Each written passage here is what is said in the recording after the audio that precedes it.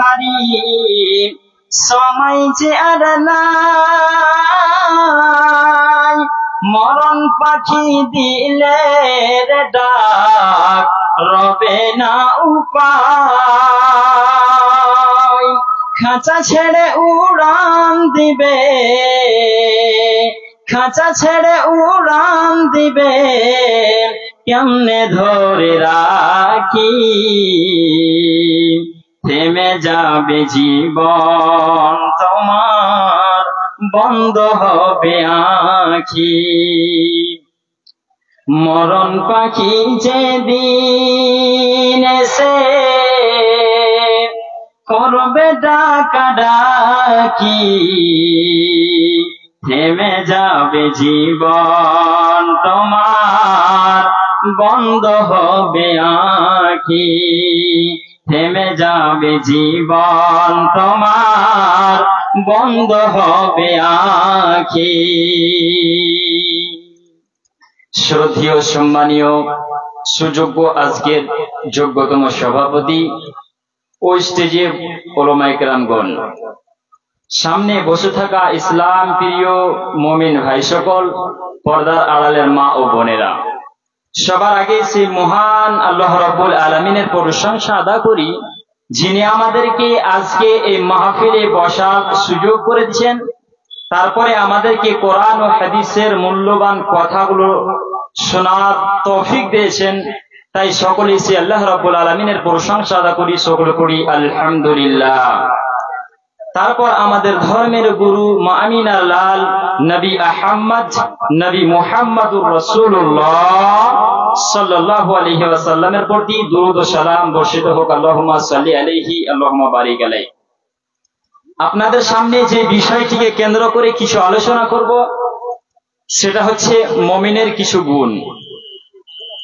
কেন? এই জন্যে যে সারা পৃথিবীতে যতগুলো মানুষ মারা যাবে, মরার পর যারা জান্নাতে যাবে তারা মুমিন।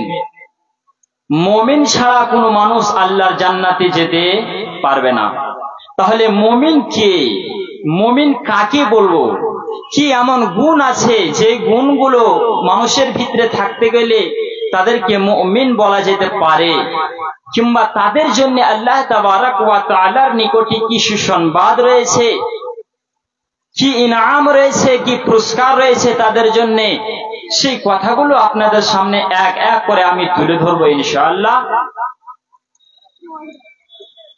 যদি আমার আল্লাহ আমাকে তৌফিক দেন। আজকে পৃথিবীর মাঝে আজকে আমাদের ঈমানটা কেমন, আর সেই সাহাবাদের নবীদের ঈমানটা কেমন ছিল, আপনাকে একটা উদাহরণ দিয়ে বুঝাই। আজকে আমাদের সমাজে আজকে ধরলেন আমার একটা সন্তান, সে পড়াশোনা করতে যাচ্ছে না, পড়ছে না। আর আমার একটা ভাই আছে, তার নাম আব্দুল্লাহ, তার একটা সন্তান খুব ভালো পড়াশোনা করে। তখন আমরা সমাজে এই কথাগুলো ব্যবহার করে থাকি। আমি আমার সন্তানকে বলছি, রে আমার ছেলে, সে আব্দুল্লাহর ছেলেটার মতো করে পড়াশোনা করো। সে আব্দুল্লাহর ছেলেটা মাদ্রাসায় পড়ে খুব ফার্স্ট করেছে, ওয়াল মাদ্রাসা ফার্স্ট করেছে, তাহলে তুমি তার মতো পড়াশোনা করো। তো সেইভাবে আল্লাহ তাবারাক ওয়া তাআলা কোরআনের ভিতরে কিছু মুমিনের গুণগুলোকে তুলে ধরেছেন। আল্লাহ বলছেন, হে পৃথিবীর মানুষ, হে কিষানগঞ্জবাসী, আমি আল্লাহ যাদেরকে মুমিন বলেছি তোমরা তাদের মতো হও, তোমরা তাদের মতো ঈমানটা গ্রহণ করো, তাহলে আল্লাহর কাছে তোমরা কামিয়াব হতে পারবে। তাহলে তাদের ঈমানটা কেমন ছিল? আজকে আমরা নামাজের ভিতরে বলে থাকি, ইহদিনাস সিরাতাল মুস্তাকিম, হে আমাদের রব তুমি আমাদেরকে সঠিক রাস্তাটা দাও। আল্লাহ বলছেন কাদের রাস্তা? আল্লাহ বলছেন কাদের রাস্তা? বলছেন সিরাতাল্লাযীনা আন'আমতা আলাইহিম, হে আল্লাহ তুমি যাদের উপরে ইনাম করেছো, তুমি যাদেরকে সঠিক রাস্তা দেখিয়েছো, ওই সাহাবীওয়ালা রাস্তা তুমি আমাদেরকে দাও। আজকে আমরা নামাজের ভিতরে এগুলো বলি কি বলি না? কথা বলেন, বলে থাকি। তাহলে আল্লাহ তাবারাক ওয়া তাআলা সেই কথাগুলো কোরআনের ভিতরে কেমন করে ধরেছেন? আদমের যতগুলো সন্তান আছে, নবীজি বলছেন কুল্লু বানি আদম খাত্তাউন ওয়া খায়রু খাত্তাইনাত তাওয়াবুন।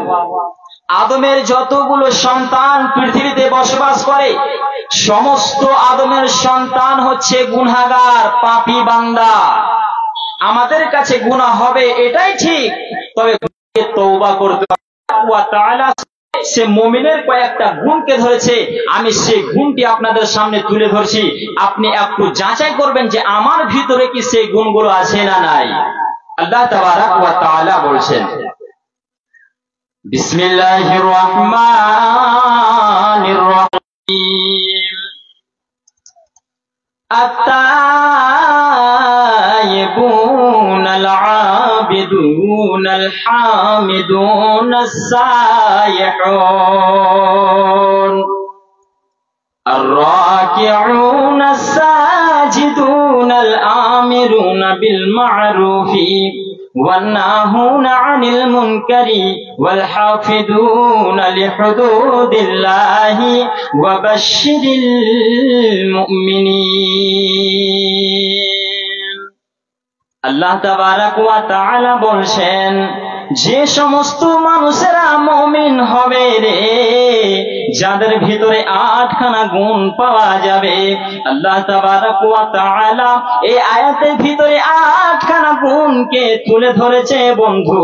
তাহলে সে 8টা গুণ যার ভিতরে পাওয়া যাবে, যে সমস্ত মানুষের ভিতরে 8খানা গুণ পাওয়া যাবে, আল্লাহ বলছেন ওয়া বাশশিরিল মুমিনিন, তাদের জন্য রয়েছে সুসংবাদ, তারাই হলো মুমিন, তারা আল্লাহর জান্নাতে যাবে।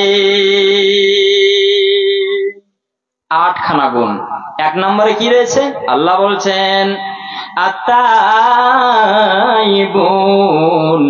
আল্লাহ বলছেন যাদের ভিতরে তওবাকারী হবে, যে সমস্ত মানুষেরা তওবা করনেওয়ালা হবে, তারা আল্লাহর জান্নাতে যেতে পারবে। কেন তওবা করনেওয়ালা? আজকে পৃথিবীর মাঝে যতগুলো আল্লাহর বান্দা রয়েছে, আল্লাহর গোলাম রয়েছে, নবীজি বলছেন সমস্ত আল্লাহর বান্দারা আদমের সন্তান, আদমের ছেলে মেয়ে হচ্ছে গুনাহগার, পাপী বান্দা। তাহলে আজকে এই জিনিসটা আমাদের ভিতরে রয়েছে। আজকে সমাজের ভিতরে চলতে ফিরতে, উঠতে বসতে আপনার কাছে গুনাহ হবে বান্দা, তোমার কাছে গুনাহ হয়ে যাবে। তুমি গুনার কাজ করেছো, আর গুনাহ করার পর আল্লাহ বলছেন বান্দারে তুমি তওবা করনেওয়ালা হয়ে যাও। আজকে দিনের বেলায় তুমি জিনা করেছো, ব্যভিচার করেছো, দিনের বেলায় তুমি মানুষকে খুন করেছো বান্দা, আমার আল্লাহ বলছেন পৃথিবীর কোন মানুষ জানে না তুমি গোপনে জিনা করেছো বান্দা, মানুষকে খুন করেছো বান্দা, আমি আল্লাহ 7 আসমান থেকে তোমাকে দেখেছি বান্দারে। অতএব তুমি পৃথিবীর উপরে গুনাহ করেছো, পৃথিবীর কেউ না জানতে গেলেও আমি আল্লাহ তোমার দিলের খবর জানি বান্দা। অতএব যখন তোমার কাছে গুনাহ হবে, যখন তুমি ব্যভিচার করবে, যখন তুমি অন্যায় করবে, তো অন্যায় করার পর তুমি আমার কাছে এসে ক্ষমা চাইবে। জি, ক্ষমা চাইতে হবে। আল্লাহ বলছেন বান্দা দুনিয়াতে চলাফেরা করছো, উঠতে বসতে গুনাহ, তাহলে গুনাহ করার পর তোমাকে আল্লাহর কাছে ক্ষমা চাইতে হবে। যখন কোনো মুসলমান, কোনো মুমিনের কাছে যদি ভুল হয়ে যায়, মুমিন বসে থাকতে পারে না, গুনাহকে মাথায় করে বসে থাকতে পারবে না, তার মাথায় একটা টেনশন উঠে থাকবে, আজকে গুনাহ করেছি, আজকে জেনা করেছি, শরাব পান করেছি। এই যে গুনাহ বারবার করে তার বিবেককে ধাক্কা দিচ্ছে যে গুনাহ করেছো, ক্ষমা চাও, আল্লাহর কাছে ক্ষমা চাইতে হবে। আজকে আমাদের সমাজের মানুষ এত গুনাহ করেছে, অন্তরে মনে হয় শীতলা পড়ে গিয়েছে, আল্লাহকে বলে কোনো ভয় নাই, আল্লাহর বিধানকে মানছে না, শুধু গুনাহ আর গুনাহ। তাহলে আপনার সামনে একটা ইতিহাসকে আমি তুলে ধরছি। সাহাবীদের জামানায় কোনো মানুষ যদি গুনাহ করেছে, তাহলে সে বসে থাকতে পারেনি, সে নিজে নবীজির কাছে গিয়ে তার গুনাহ প্রকাশ করছেন। তার প্রমাণ আপনাকে একটা সাহাবীর ঘটনা শোনাচ্ছি। আবু বুরাইদা থেকে হাদিসটি বর্ণিত, তিনি বলছেন, আবু বুরাইদা বলছেন মাইজ বিন মালিক নবীজির কাছে এসে নবীজিকে বলছেন, ইয়া রাসূলুল্লাহ তাহিরিনি ইয়া রাসূলুল্লাহ, ও আল্লাহর নবী গো, আপনি আমাকে পাক করুন, পবিত্র করুন। দয়ার নবী, আমি গুনার কাজ করে দিয়েছি। আল্লাহর নবী বলছেন, হে মাইজ বিন মালিক, মাইজ বিন মালিক রে, ওয়াইহাকা ইরজি ফাস্তাগফিরিল্লাহ ওয়া তুবু ইলাইহি। আল্লাহর নবী বলেছেন, মাইজ বিন মালিক, তোমার জন্য নষ্ট হোক, তোমার জন্য বরবাদি হোক, তুমি যাও যাও, তুমি আল্লাহর কাছে ক্ষমা চাও, তুমি এখান থেকে ফিরে যাও। মাইজ বিন মালিক, সে মাইজ বিন মালিক গুনাহ করেছে, মন যেন শান্তি হলো না। নবীজির কাছ থেকে উঠে মাইজ বিন মালিক যেন চলতে আরম্ভ করেছে। বন্ধু, কিছুটা রাস্তা যাওয়ার পর আবার মাইজ বিন মালিক নবীজির কাছে এসে বলছেন, ইয়া রাসূলুল্লাহ তাহিরিনি ইয়া রাসূলুল্লাহ, ও দয়ার নবী গো, আপনি আমাকে পাক করুন, পবিত্র করুন। নবীজি আবার বলছেন, হে মাইজ বিন মালিক, তুমি আল্লাহর কাছে ক্ষমা চাও, তুমি ভুল করেছো, অন্যায় করেছো, আল্লাহর কাছে তুমি ক্ষমা চাও, তুমি এখান থেকে ফিরে যাও। আবার মাইজ বিন মালিক যেন কিছুটা রাস্তা গিয়েছে, যাওয়ার পর আবার নবীজির কাছে তৃতীয়বার এসে বলছেন, ইয়া রাসূলুল্লাহ তাহিরিনি ইয়া রাসূলুল্লাহ, ও দয়ার নবী গো, আপনি আমাকে পবিত্র করুন, পাক করুন। নবীজি বলছেন, মাইজ বিন মালিক রে, তুমি যাও যাও, তুমি আল্লাহর কাছে ক্ষমা চাও, আল্লাহর কাছে তুমি তওবা করো। তিনবার করে নবীজি সে লোকটাকে ফিরিয়ে দিচ্ছেন। আরে নবীর যুগে সে লোকটা গুনাহ করেছে, মন শান্তি হচ্ছে না যে না আমি গুনাহ করেছি। আবার চতুর্থবার নবীজিকে এসে বলছেন, ইয়া রাসূলুল্লাহ তাহিরিনি ইয়া রাসূলুল্লাহ, ও আল্লাহর নবী, দয়া করে আপনি আমাকে পবিত্র করুন, আমাকে পাক করুন। সে সাহাবীটার কথা শুনে আল্লাহর নবী তখন সাহাবাদেরকে বলছেন, ও আমার সঙ্গের সাথীরা, এই মাইজ বিন মালিক বারবার করে আমার কাছে এসে বলেছে, তাহিরিনি, আমাকে পাক পবিত্র করুন। তো নবীজি সে মাইজ বিন মালিককে বলছেন, হে মাইজ বিন মালিক, ফিমা উতাহিরুকা, ফিমা উতাহিরুকা, হে মাইজ বিন মালিক, তোমাকে কোন জিনিস থেকে আমি পাক করব? তুমি এমন কি গুনাহ করেছো, কি ভুল করেছো, তোমাকে কি থেকে আমি পাক করব, তুমি বলো। তখন মাইজ বিন মালিক বলছেন, ইয়া রাসূলুল্লাহ মিনাজ জিনা, ও দয়ার নবী গো, আমি জিনা করেছি, ব্যভিচার করেছি, অতএব আপনি আমাকে পাক করুন। আল্লাহর নবীর সামনে মাইজ বিন মালিক নিজের গুনাহকে প্রকাশ করেছেন। বন্ধুরে, তখন দয়ার নবীজি নিজের সাহাবাদেরকে বলেছেন, ও আমার সাহাবীরা, তোমরা মাইজ বিন মালিককে একটু চেক করে দেখো, যাচাই করে দেখো, তার কি ব্রেনের কোনো সমস্যা আছে নাকি, সে কি পাগল হয়ে গেছে নাকি, কেন এরকম কথা বলে যাচ্ছে। তখন মানুষেরা যেন বলছেন, আল্লাহর নবীর সাহাবীরা বলছেন, ও দয়ার নবী গো, মাইজ বিন মালিকের ব্রেন ঠিক আছে, সে লোকটা পাগল নয়। তখন আল্লাহর নবী আবার বলছেন, ও আমার সাহাবীরা, মাইজ বিন মালিক কোন শরাব পান করেছে নাকি, তোমরা যাচাই করে দেখো। সে মাইজ বিন মালিকের কাছে একজন সাহাবী গিয়ে তার মুখে যেন লাতটা লাগিয়ে শুয়ে শুয়ে দেখছেন, আর মাইজ বিন মালিকের কথা বলছেন, ইয়া রাসূলুল্লাহ, মাইজ বিন মালিকের মুখে যেন কোনো গন্ধ নাই, সে যেন মদ পান করেনি। যখন এরকম কথা বলছেন আল্লাহর নবী, তখন মাইজ বিন মালিককে বলছেন, মাইজ বিন মালিক রে, তুমি কি সত্যি করে জিনা করেছো বলো? মাইজ বিন মালিক বলছেন, ইয়া রাসূলুল্লাহ, নাম ইয়া রাসূলুল্লাহ, ও দয়ার নবী গো, আমি সত্যি জিনা করেছি, অতএব আপনি আমাকে পাক করুন, আপনি আমাকে পবিত্র করুন। জি, নবীজির সাহাবীগণ একটা গুনাহ করেছে, পাপ করেছে, জিনা করেছে, সে নিজের মনকে সান্ত্বনা দিতে পারছে না। বারবার করে নবীজি বলছেন, মাইজ বিন মালিক, তুমি যাও, আল্লাহর কাছে ক্ষমা চাও, আল্লাহর কাছে ক্ষমা চাও। কিন্তু সে লোকটার মন শান্তি হচ্ছে না, নবীজির কাছে গুনাহ প্রকাশ করছে, আল্লাহর নবী, আপনি আমাকে দয়া করে পাক করুন, আমি গুনাহ করেছি।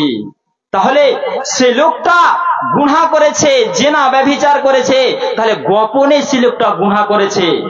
সারা পৃথিবীর কোনো মানুষ জানে না, গোপন ভাবে করেছে, কিন্তু সে লোকটা জানে, সে লোকটা মুসলিম, সে লোকটা মুমিন। তাহলে আল্লাহ তাবারাক ওয়া তাআলা সেই কথাটাই বলছেন, হে পৃথিবীর মানুষেরা, তোমার কাছে যখন গুনাহ ব্যভিচার হয়ে যাবে, তুমি যখন পাপের কাজ করবে, পাপের কাজ করার পরে তুমি আল্লাহর কাছে ক্ষমা চাও, আল্লাহর কাছে তুমি তওবা করো। মুমিন কোনোদিন গুনাহ নিয়ে বসে থাকতে পারে না, মুমিন গুনাহ নিয়ে বসে থাকতে পারে না। যখন গুনাহ হবে, তার মাথায়, তার ব্রেনে একটা টেনশন উঠবে যে আমি গুনাহ করেছি, অতএব ক্ষমা চাইতে হবে। আরো একটা আপনাকে ঘটনা দিলে আপনি ভালো করে বুঝবেন। বনি ইসরাইল লোকের সেই কমে, বনি ইসরাইল কমে একটা লোক এত বড় গুনাহগার, এত বড় পাপী, এমন কোন গুনাহ নাই যে লোকটা করেনি, অনেক বড় গুনাহগার। তো সেই লোকটার যখন মরণের সময় এসেছে, আপনি মনোযোগ সহকারে শুনেন, হাদিসটা বুখারীতে রয়েছে। সে লোকটার যখন মরণের সময় এসেছে, সে লোকটা তার ছেলেদেরকে ডেকে বলছে, রে আমার বেটা, যেদিন আমি মারা যাব, আমার মরার পর আমার বডিটাকে তোমরা সমুদ্রের পাড়ে নিয়ে যাবে, আর সমুদ্রের কাছে নিয়ে গিয়ে আমার বডিটাকে তোমরা পুড়িয়ে ছাই করে দেবে, আর ছাই করার পর আমার বডিটাকে তোমরা দুই ভাগ করবে, এক ভাগ তোমরা পানিতে ভাসিয়ে দেবে, আর এক ভাগ হাওয়াতে উড়িয়ে দেবে, যাতে করে আল্লাহ আমাকে ধরতে না পারে। সে লোকটা ব্রেনে কাজ করছে না যে আল্লাহ আমাকে ধরতে পারবে। বলছি এত গুনাহ করেছি, এত অন্যায় করেছি, পাপ করেছি, আল্লাহ যদি আমাকে ধরতে পারে, আমাকে বিনা হিসাবে জাহান্নামে চলে যেতে হবে। এই জন্য লোকটা ভয়ে বলছে ছেলেদেরকে যে আমার বডিটা পুড়িয়ে ছাই করে দেবেন। তাহলে বন্ধুরে আমার, এবার সে লোকটা যেন মারা গিয়েছে। এবার মরার পর তার সন্তানগুলো সেই লোকটাকে কাঁধে করে নিয়ে সমুদ্রের পাড়ে নিয়ে গিয়েছে। এবার সেই জায়গাতে যাওয়ার পর তার বডিটাকে পুড়িয়ে ছাই করে দিয়েছে। এবার ছাই করার পর সেই হাদিসের ভাষা রয়েছে, নিসফাহু ফিল বাররি ওয়া নিসফাহু ফিল বাহরি। সেই লোকটাকে ছাই করার পর দুইটি ভাগে ভাগ করেছে। এবার দুইটি ভাগে ভাগ করার পর এক ভাগ যেন পানিতে ফেলে দিয়েছে, এক ভাগ হাওয়াতে যেন উড়িয়ে দিয়েছে, যাতে করে আল্লাহ আমাকে ধরতে না পারে। এই মনে করে সেই কাজটা করেছে। তার ছেলেরা সেই লোকটাকে ভাসিয়ে দিয়ে যেন বাড়ি ফিরে গেছে। এবার আল্লাহ তাবারাক ওয়া তাআলা পানিকে বলছেন, রে পানি, তোমাকে আমি বানিয়েছি রে পানি, অতএব তুমি অমুক বান্দার ছাইগুলোকে যে জায়গাতে নিয়ে গিয়েছ, তুমি এক্ষুনি আমার কাছে হাজির করে দাও। আল্লাহ পানি যেন সেই ছাইগুলো আল্লাহর কাছে হাজির করে দিয়েছে। এবার আল্লাহ হাওয়াকে বলছেন, হাওয়া রে, আমি তোমাকে বানিয়েছি হাওয়া, অতএব তুমি সেই বান্দার ছাইগুলোকে যে জায়গাতে নিয়ে গিয়েছো বান্দা, তুমি আমার কাছে তার ছাইগুলোকে হাজির করে দাও। সেই পানি এবং হাওয়া সেই লোকটার ছাইগুলোকে আল্লাহর কাছে জমা করে দিল। এবার আল্লাহ তাবারাক ওয়া তাআলা সেই ছাইগুলো থেকে পৃথিবীতে যেমন তার বডি রয়েছিল, সেরকম বডি বানিয়ে আল্লাহ সেই লোকটাকে বলছেন, লিমা ফাআলতা হাযা, লিমা ফাআলতা হাযা ইয়া গোলাম, হে আল্লাহর বান্দা, হে আমার গোলাম, তুমি বলো, তুমি এই ওসিয়তটা তোমার ছেলেদেরকে কেন করেছিলে? তুমি এই ওসিয়তটা তোমার ছেলেদেরকে কেন করেছিলে বান্দা, তুমি বলো।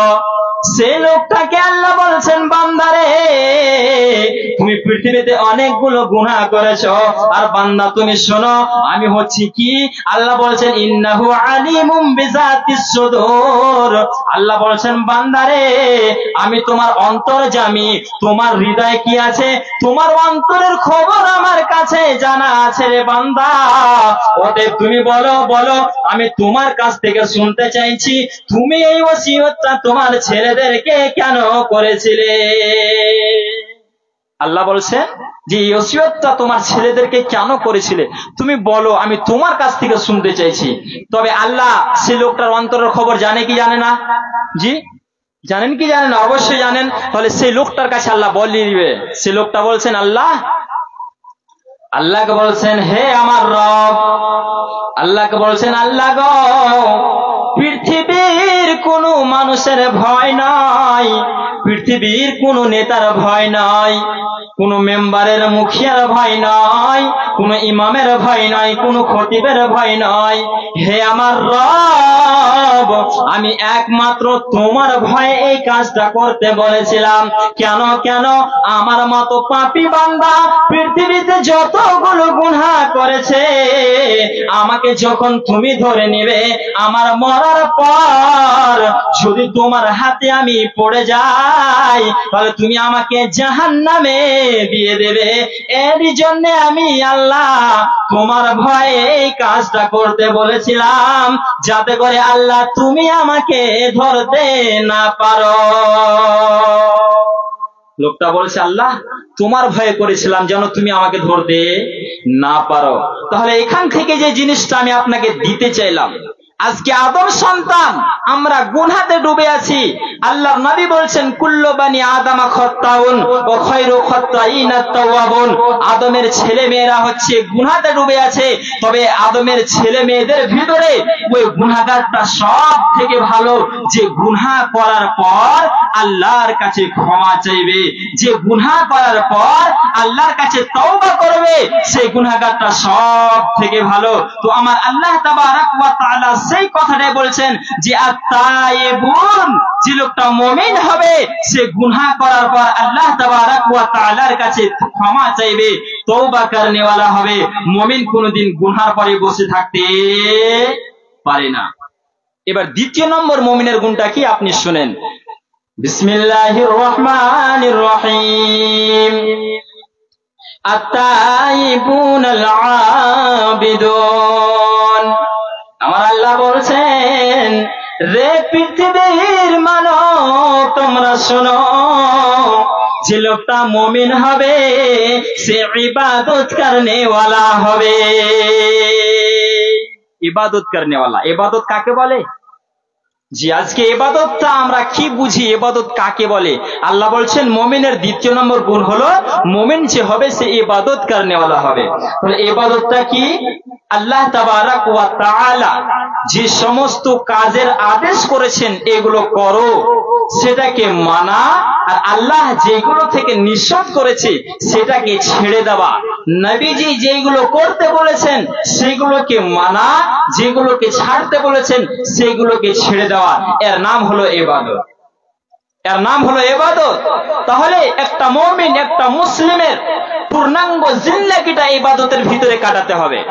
চলতে ফিরতে আপনাকে ইবাদত করতে হবে। কেমন করে? কেমন করে ইবাদত করতে হবে? আজকে সমাজের ভিতরে আমরা চলি, যখন সকালে আমি উঠেছি, উঠার পর এবার আমি সেই জায়গায় দোয়া আছে না নাই, তো সেই জায়গাতে দোয়া বলে আপনি লেট্রিনে যাবেন, এবার সেই লেট্রিন থেকে বের হয়ে আবার দোয়া আছে, সেই দোয়াটা করবেন, এর নামও ইবাদত।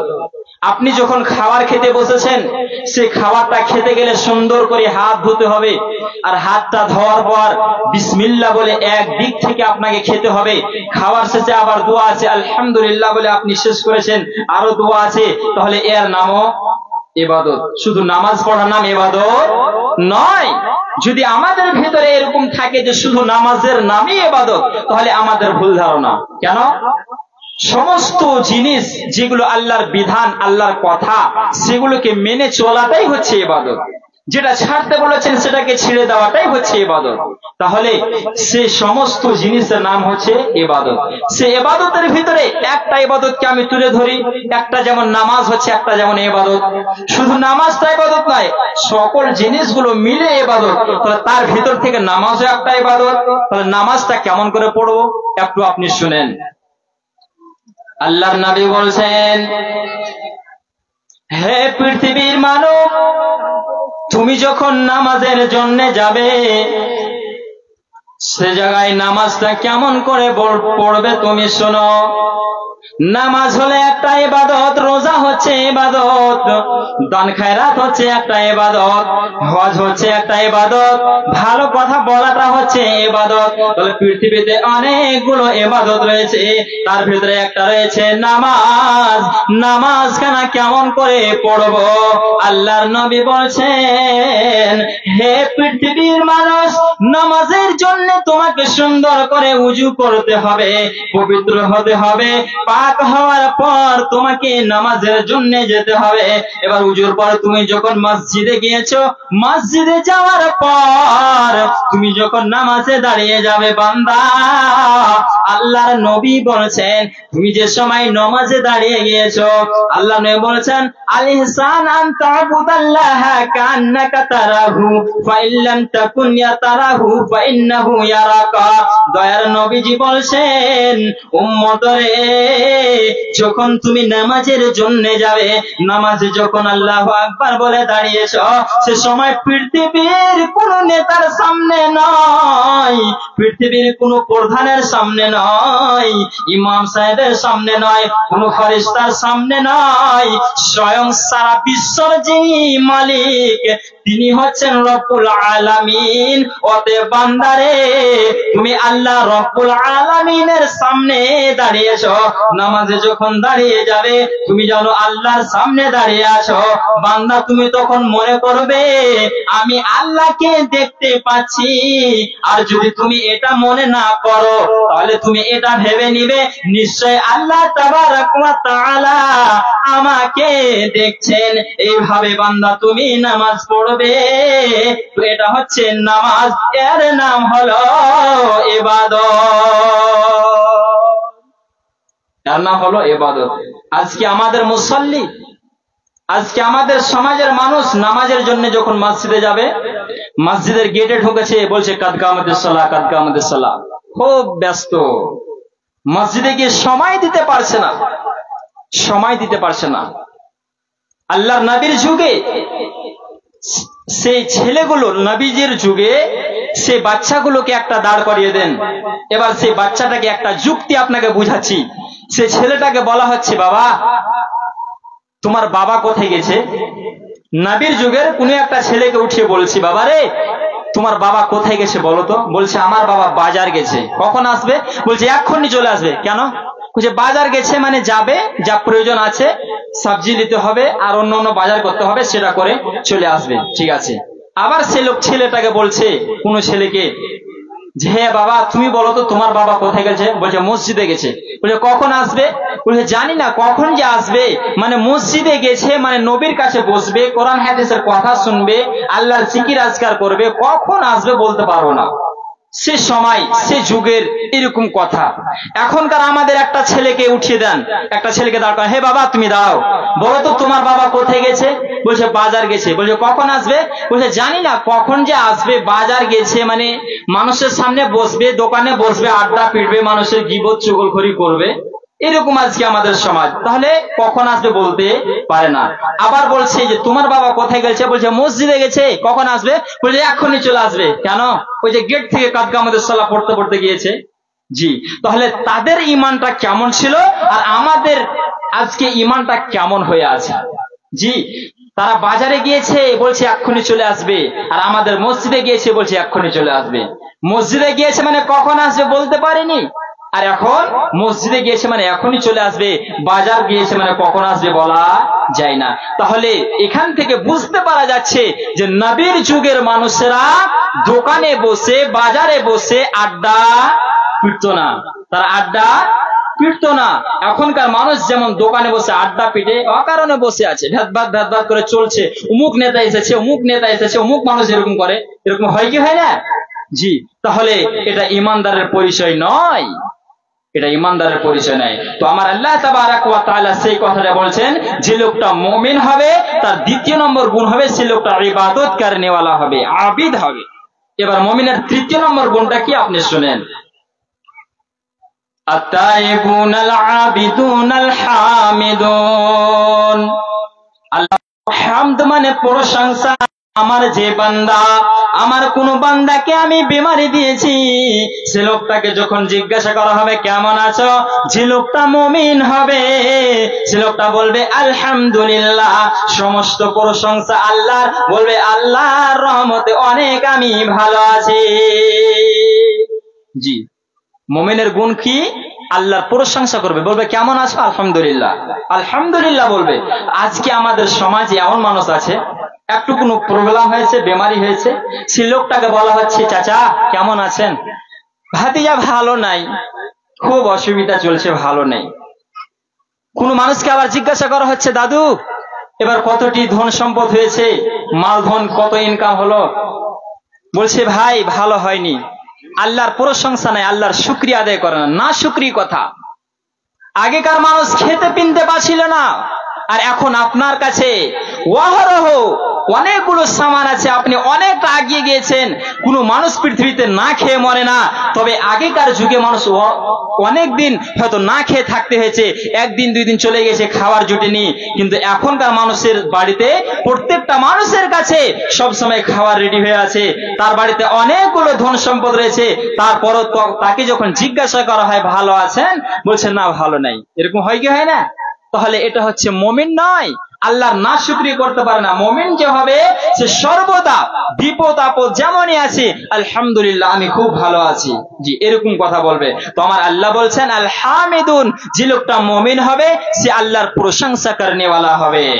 এবার মুমিনের তৃতীয় নম্বর গুণ, চতুর্থ নম্বর গুণটা কি? আল্লাহ বলছেন আত-তাইবুন আল আবিদুন আল হামিদুন আস-সাইহুন। আল্লাহ তাবারাক ওয়া তাআলা বলছেন, যে লোকটার ভিতরে 4 নম্বর গুণ পাওয়া যাবে, সে লোকটা হলো কি? তো সে লোকটা সাইহুন, মানে লোকটা রোজা রাখনেওয়ালা হবে। মুমিন রোজা রাখনেওয়ালা হবে। রোজা একটা ইবাদত, সে ইবাদতটা কি করে রাখবে? ফজর থেকে নিয়ে সূর্য ডুবা পর্যন্ত খাওয়া পান করা এবং খারাপ কাজ থেকে রুকে রাখার নাম হচ্ছে রোজা। তাহলে এই রোজা রাখলে কি হবে? নবীজি বলছেন মান সামা রমাজানা ঈমানান ওয়া ইহতিসাবান গুফিরা লাহু মা তাকদ্দামা মিন যামবিহি। আল্লাহর নবী বলছেন, যে লোকটা রমজান মাসে ঈমানকে সঙ্গে নিয়ে আর নেকির উদ্দেশ্য করে রোজা রাখবে, তো নবীজি বলছেন মা তাকদ্দামা মিন যামবিহি, তার পিছনের সমস্ত গুনাহকে আল্লাহ তাবারাক ওয়া তাআলা ক্ষমা করে দেবে। এর নাম হলো রোজা। তো যে লোকটা মুমিন হবে সে রোজা রাখনেওয়ালা হবে। আজকে আমাদের সমাজে বেরোজাদার থাকে, জি একটু কথা বলুন, সমাজে বেরোজাদার থাকে কি থাকে না? থাকে। তাহলে সে লোকগুলো মুমিন নয়, সে লোকটা ঘরে দরজা লাগিয়ে দিয়েছে, এবার দরজা লাগার পর বলছে আমাকে কেউ দেখতে পায়নি, মানুষের সামনে যাচ্ছে বলছে রোজা করে আছি, কিন্তু সে লোকটা রোজা রাখবে না, রোজা করছে না। আবার সেই লোকটাকে দেখবেন যেদিন ঈদ হবে, সেই ঈদের দিন সে লোকটা প্রথম কাতারে ইমাম সাহেবের পিছনে, আর সে লোকটা কিন্তু রোজা রাখেনি। তাহলে আল্লাহ তাবারাক ওয়া তাআলা বলছেন আস-সাইহুন, যে লোকটা মুমিন হবে সে রোজা রাখনেওয়ালা হবে, সে লোকটা রোজা রাখবে। তারপরে আল্লাহ তাবারাক ওয়া তাআলা কি বলছেন আপনি শুনেন। আল্লাহ বলছেন التائبون العابدون الحامدون السائحون الراكعون الساجدون। আল্লাহ তাবারাক ওয়া তাআলা বলছেন, যে লোকটা মুমিন হবে সে লোকটা রুকু করনে ওয়ালা হবে, সাজদা করনে ওয়ালা হবে, তার মানে সে লোকটা নামাজি হবে, নামাজ পড়নে ওয়ালা হবে। যে লোকটা মুমিন হবে সে কোনোদিন বেনামাজি হতে পারে না। মুমিন কোনদিন বেনামাজি হতে পারে? জি না। তবে যতগুলো মানুষ মুসল্লি থাকে সবাই কিন্তু মুমিন নয়, তবে যে লোকগুলো মুমিন সে কোনদিন বেনামাজি হতে পারে না। যে লোকটা মুমিন হবে সে রুকু করনেওয়ালা হবে, সাজদা করনেওয়ালা হবে, মানে সে লোকটা নামাজ পড়নেওয়ালা হবে। তারপরে নবী আল্লাহ তাবারাক ওয়া তাআলা বলছেন الراكعون الساجدون الآمرون بالمعروف والناهون عن المنكر। আল্লাহ তাবারাক ওয়া তাআলা বলছেন, মুমিনের 7 নম্বর গুণ কি বান্দা শোনো রে, যখন মানুষের সামনে একটা খারাপ কাজ হবে তো সে মুমিন কি করবে? আল আমিরুনা বিল মারুফি, ভালো কাজের যেন আদেশ করবে। যতগুলো ভালো কাজ আছে এই ভালো কাজের আদেশ করতে থাকবে। মানুষের কাছে যেন দাওয়াত দেবে, মানুষকে ভালো কাজের দিকে ডাকবে, ভালো পরামর্শ দিবে। আর আল্লাহ বলছেন ওয়ান্নাহুনা আনিল মুনকারে, খারাপ কাজ থেকে রুখে রাখবে। আজকে আমাদের সমাজের মানুষ, আজকে আমাদের চাচা, আজকে আমাদের দাদু, সে বলছে আমি হচ্ছি নামাজি, আমি হচ্ছি নামাজ পড়নেওয়ালা। আমাদের সমাজের লোকগুলো যেন নামাজ পড়ে না, বলছে আমি নামাজ পড়ে নিয়েছি, আমার ছুটি হয়ে গিয়েছে। না রে বন্ধু না, যে লোকটা নামাজ পড়েছে তুমি যেন মুমিন হতে চলেছ, তাহলে মুমিনের ভিতরে একটা গুণ হয়েছে কি তুমি শোনো, যে ওয়ান্নাহুনা আনিল মুনকারি, মানুষ যখন জিনা ব্যভিচারে যাবে, মানুষ যখন গুনার কাজে যাবে, মানুষ যখন নামাজ ছেড়ে বসে থাকবে, তাহলে বান্দারে মুমিন যে হবে সে কাজে যেন বাধা দেবে, মানুষকে জিনা থেকে বাধা দেবে, গুনার কাজ থেকে বাধা দেবে, জুয়া থেকে বাধা দেবে, এক কথায় খারাপ কাজ থেকে মুমিন যেন মানুষকে বাধা দেবে। জি, তারপরে আল্লাহ তাবারক ওয়া তাআলা 8 নম্বর গুণটা কি বলছেন আপনি শুনেন। আল্লাহ রাব্বুল আলামিন বলছেন ওয়াল হাফিজুনা লিহুদুদিল্লাহি, আল্লাহ তাবারক ওয়া তাআলা বলছেন যখন কোনো মানুষ আল্লাহর বিধানকে মানবে না, আল্লাহর বিধানের বাইরে যখন চলার চেষ্টা করবে, তো যে লোকটা মুমিন হবে সে লোকটা আল্লাহর আইনের, আল্লাহর দ্বীনের, আল্লাহর কোরআনের হেফাজত করনেওয়ালা হবে, আল্লাহর হুদুদের হেফাজত করনেওয়ালা হবে। তো এবার আল্লাহ তাবারক ওয়া তাআলা বলছেন এই 8খানা গুণ যখন কোন মানুষের ভিতরে পাওয়া যাবে, যখন কোন মানুষের ভিতরে 8টি গুণ পাওয়া যাবে, তখন আল্লাহ নিজে সুসংবাদ জানাচ্ছেন। আল্লাহ বলছেন ওয়াবাশশিরিল মুমিনিন, তুমি হচ্ছো মুমিন, হে মুমিন তোমার জন্য রয়েছে সুসংবাদ, তোমার জন্য রয়েছে সুসংবাদ। যখন এই 8খানা গুণ কোন মানুষের ভিতরে পাওয়া যাবে, আল্লাহ বলছেন বান্দা তোমার জন্য রয়েছে সুসংবাদ, তুমি আল্লাহর জান্নাতে যাবে, আল্লাহর জান্নাতে যাবে।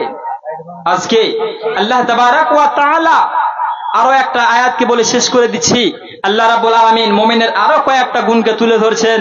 আল্লাহ বলছেন বিসমিল্লাহির রহমানির রহিম, ইন্নামাল মুমিনুনা আল্লাযীনা ইযা যুকিরাল্লাহু ওয়াজিলাত কুলুবুহুম ওয়া ইযা তুলিয়াত আলাইহিম আয়াতুহু যাদাতুহুম ঈমানা ওয়া আলা রাব্বিহিম ইয়াতাওয়াক্কালুন। আল্লাহ তাবারক ওয়া তাআলা বলছেন যে লোকটা মুমিন হবে, আজকে এতগুলো মানুষ বসে আছে, তো আমার আল্লাহ বলছেন যে সমস্ত মানুষেরা আল্লাহর বিধানকে শুনবে, আল্লাহর জিকির শুনবে, আল্লাহর কথাগুলো শুনবে, তো যে লোকটা মুমিন হবে তার ভেতরে আল্লাহর ভয় ঢুকে যাবে। জি, মুমিনকে আল্লাহর কথা যখন শুনবে, আল্লাহর বিধান যখন শুনবে, তো মুমিনের ভিতরে আল্লাহর ভয় ঢুকে যাবে। আজকে আমরা বলি আমাদের ভিতরে আল্লাহর ভয় ঢুকেছে? আল্লাহর কথা শুনছি, জান্নাত জাহান্নামের কথা শুনছি, কিন্তু আমাদের ভিতরে আল্লাহর ভয় ঢুকেনি, তাহলে আপনি মুমিন হতে পারেননি। জি, যে লোকটা মুমিন হবে, আল্লাহ 1 নম্বর গুণ এখানে তুলে ধরেছেন যে সে লোকটা আল্লাহর জিকির, আল্লাহর বিধানকে যখন শুনবে, আল্লাহর জাহান্নামের কথা যখন শুনবে, তো মুমিনের ভিতরে আল্লাহর ভয় ঢুকে যাবে, সে লোকটা আল্লাহর ভয়ে কাঁদবে। এবার 2য় নম্বর কি গুণ বলছেন আল্লাহ? আল্লাহ তাবারক ওয়া তাআলা বলছেন ওয়া ইযা তুলিয়াত আলাইহিম আয়াতুহু যাদাতুহুম ঈমানা। আমার আল্লাহ বলছেন যে লোকটা মুমিন হবে, সে লোকটা যখন কোরআনকে পড়বে, কোরআন যখন তেলাওয়াত করবে কিংবা শুনবে, কোরআন যখন পড়বে রে, তো মুমিনের ঈমান বেড়ে যাবে, মুমিনের ঈমান বেড়ে যাবে। যখন কোরআনকে শুনবে বা পড়বে, তখন মুমিনের ঈমানটা বেড়ে যাবে। তাহলে সোশ্যাল মিডিয়াতে একটা জিনিস দেখা গিয়েছে, আপনারা শুনেছেন ওয়াসিম রিজভী বলে একটা নাম শুনেছেন? ওয়াসিম রিজভী, এই লোকটা কিছুদিন আগে এই লোকটা মুসলিম ছিল, তবে মুসলিম ধর্মকে ত্যাগ করে এই লোকটা হিন্দু ধর্মকে গ্রহণ করেছে। তাহলে এই লোকটা কোরআনকে পড়েছে, আর কোরআনকে পড়ার পর সে লোকটা যেদিন হিন্দু ধর্ম গ্রহণ করছে সেদিন বলছে যে কোরআন থেকে 26খানা আয়াতকে বের করে ফেলতে হবে, কোরআনের 26টি আয়াতকে মানা যাবে না। তাহলে আপনারা বলুন তো, সে লোকটা কোরআন পড়েছে না পড়েনি? জি, কোরআন যদি না পড়লো তো 26খানা আয়াতকে কি করে বের করবে? তাহলে নিশ্চয় কোরআনকে পড়েছে। তাহলে কোরআনকে পড়ে সে লোকটা হিন্দু ধর্ম গ্রহণ করেছে। তো এই লোকটা কোরআনকে পড়লো, তারপরে গুমরা হলো কেন? আল্লাহ তাবারাক ওয়া তাআলা বলছেন দুইখানা কারণ রয়েছে, যার কারণে এই লোকটা কোরআনকে পড়ার পরেও তার ঈমান বাড়েনি, বরং এই লোকটা গুমরা হয়েছে, সে লোকটা জাহান্নামের দিকে চলে গিয়েছে। দুইটা কারণ কি? আল্লাহ বলছেন যালিকাল কিতাবু লা রাইবা ফীহ। আল্লাহ তাবারাক ওয়া তাআলা বলছেন আমার কোরআনের ভিতরে কোনো রকমের সন্দেহ নাই, কোরআনে কোনো রকমের ভুল নাই, কোরআনের উপরে কোনো রকমের ভুল নাই, কোনো সন্দেহ নাই। তাহলে এই ওয়াসিম রিজভী কোরআনটা পড়েছে, আর কোরআন যখন পড়েছে বন্ধুরে, এই লোকটা সন্দেহ করে কোরআনকে পড়েছে, কোরআনের উপরে সন্দেহ করেছে যে কোরআনের ভিতরে ভুল ঢুকে আছে, এরকম সন্দেহ করে পড়েছে। আর দ্বিতীয় নম্বর হচ্ছে সে লোকটা ঈমানকে ছেড়ে পড়েছে, ঈমানকে সঙ্গে নিয়ে পড়েনি। তাহলে যদি কোনো মানুষ কোরআনকে তেলাওয়াত করে, এখনকার মানুষ যদি কোরআনকে পড়ে, আর কোরআনকে পড়ার পর যদি কোরআনের উপরে সন্দেহ থাকে যে আল্লাহ যা বলেছেন তার ভিতরে সন্দেহ ঢুকে আছে, তো আল্লাহ বলেছেন বান্দারে সে লোকটা কোনোদিন হেদায়েতের রাস্তা খুঁজে পাবে না, বরং সে লোকটা নষ্ট হয়ে যাবে, পথভ্রষ্ট হয়ে যাবে, জাহান্নামের দিকে চলে যাবে। এই জন্যে এই ওয়াসিম রিজভী কোরআনকে পড়ার পরে তার ঈমান বাড়েনি, সে লোকটা গুমরাহ হয়ে গিয়েছে, জাহান্নামের দিকে চলে গিয়েছে, পথভ্রষ্ট হয়ে গিয়েছে। তাহলে আল্লাহ তাবারাক ওয়া তাআলা বলছেন যে লোকটা ঈমানকে সঙ্গে নিয়ে আর বিশ্বাস রেখে কোরআনকে তেলাওয়াত করবে, তো সে লোকটার ঈমান বেড়ে যাবে, সে লোকটার ঈমান বেড়ে যাবে। এবার আল্লাহ তাবারাক ওয়া তাআলা তৃতীয় নম্বর মুমিনের গুণটা কি বলছেন আপনি শুনেন। আল্লাহ রাব্বুল আলামিন বলছেন ওয়া আলা রাব্বিহিম ইয়াতাওয়াক্কালুন। আল্লাহ রাব্বুল আলামিন বলছেন যে লোকটা মুমিন হবে সে লোকটা সর্বদা আল্লাহর উপরে ভরসা রাখবে, আল্লাহর উপরে ভরসা। আজকে আমাদের আল্লাহর উপরে ভরসা আছে? ভরসা নেই। আজকে আমাদের সমাজে, আজকে আমাদের উপরে যখন কোনো বালা মুসিবত আসে, অনেক যেন কোনো বালা মুসিবত চলে এসেছে, অনেক যেন জুলুম হচ্ছে, তখন আমরা সমাজের মানুষ বলে থাকি যে ফাঁসি দেব, বিষ খেয়ে নেব, আর দুনিয়াতে থাকবো না, এই জ্বালা সহা যাচ্ছে না। তাহলে আমার আল্লাহ বলছেন যে লোকটা মুমিন হবে সেই লোকটা আল্লাহর উপরে ভরসা রাখবে, হতাশ হতে পারে না, হতাশ হবে না মুমিন। আজকে আমরা হতাশ হয়ে যাচ্ছি, তার প্রমাণ কি? যখন সে যে সময় ওই এনআরসি লেগেছিল, সে সময় আসামে একটি তালিকা বের হয়েছিল, আমরা পেপার পত্রিকায় দেখেছি যে কিছু মানুষের নাম যেন সে তালিকাতে বের হয়ে এসেছে, এই লোকগুলোকে ডিটেনশন ক্যাম্পে যেতে হবে। তখন সেই লোকগুলো সেদিন কি করেছে জানেন?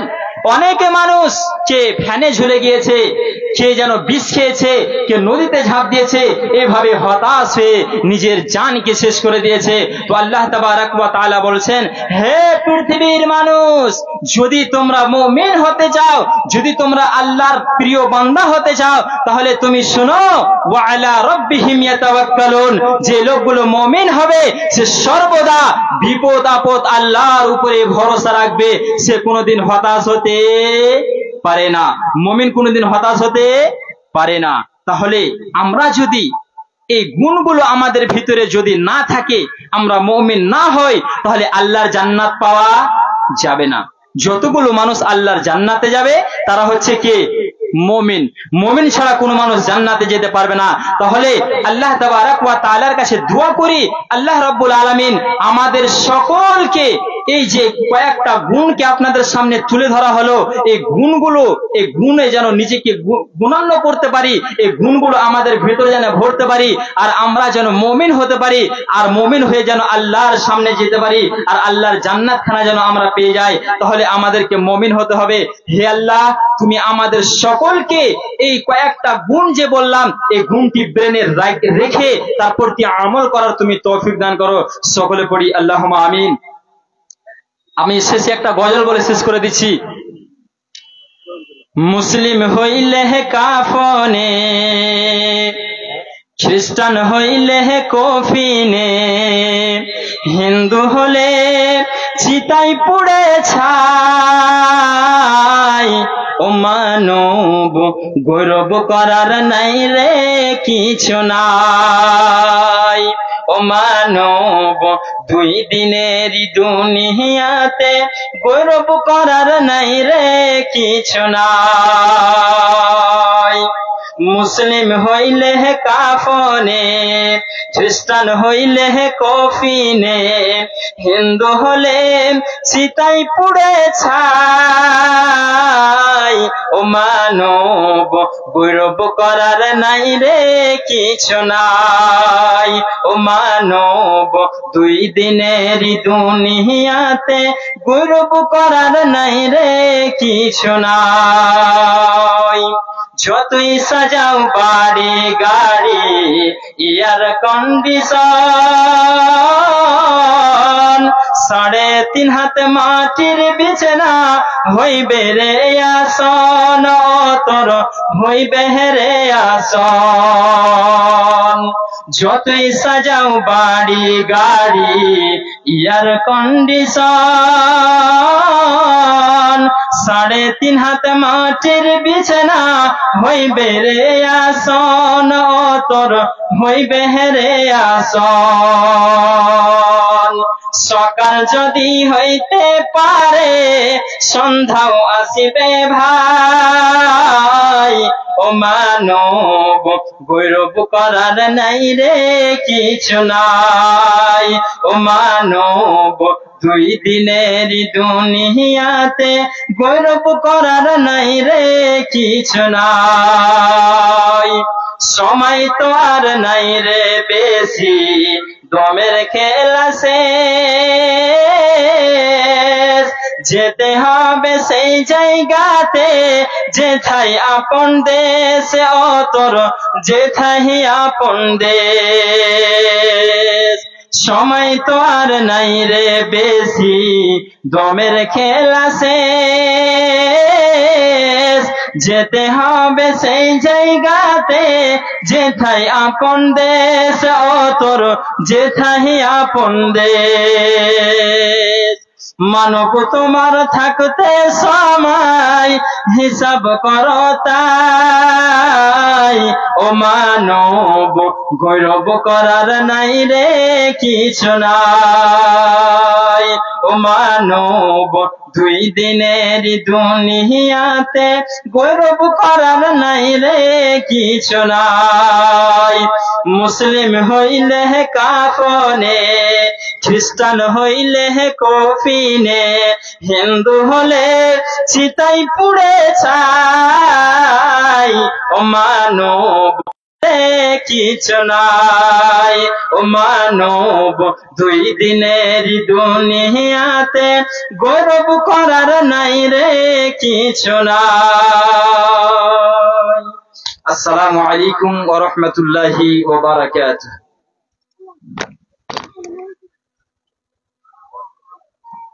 वालेकुम सलाम व रहमतुल्लाहि व बरकातुहू।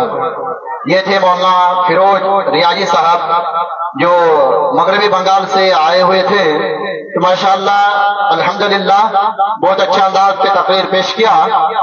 और मैं एक ऐलान करना मुनासिब समझता हूँ, गांव के दोनों गांव के तमाम हजरात से और सरदार हो मंडल हो, उनसे भी बार बार रिक्वेस्ट है कि आप तमाम जिम्मेदार हैं, आप तमाम गांव वालों को लाकर बैठाने की कोशिश करें, क्योंकि इधर उधर घूम रहे हैं। मैं जानता हूं, मुझे अफसोस है कि जलसे से पहले एक मीटिंग होना जरूरी था, कि बहुत हद से ज्यादा था, लेकिन हो सकता है हमसे चूक हुई हो या हमसे गलती हुई हो, लेकिन ये चीज ये बात हर जगह पे हो रही है, ऐसा बात ना करें।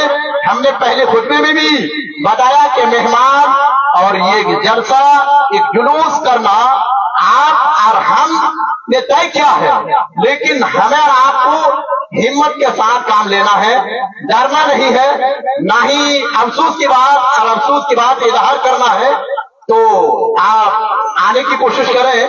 मैं इससे पहले भी ऐलान कर चुका हूं कि आप जल्द से जल्द पेंडेल पर आने की कोशिश करें, और मैं माँ और बहनों और खवातीन हजरात से भी गुजारिश करूंगा कि आप घर की काम काज छोड़ के और खत्म करके यहाँ आने की कोशिश करें, क्योंकि घर में मेहमान को खिला पिलाने के बाद यहाँ आने की कोशिश करें, घर में बैठे ना रहे। अगर मेरी बात आप तक पहुंच रही है तो आप जल्द से जल्द आने की कोशिश करें। तमाम गांव के हजरात, मर्द हो, नौजवान हो और बच्चे हो, बूढ़े हो, जो भी हो, आने की कोशिश करें। खवातीन हजरात भी आने की कोशिश करें और दिल जमी के साथ पंडल पर बैठने की कोशिश करें। इसके बाद हमारे इस फहरिस्त के दोस्त तीसरे मुकर्रिर को मैं दावत स्टेज दूंगा नूरुल इस्लाम मोहम्मदी साहब को, कि आप आए और हम सामीन के सामने अपना बात रखें। अस्सलाम वालेकुम।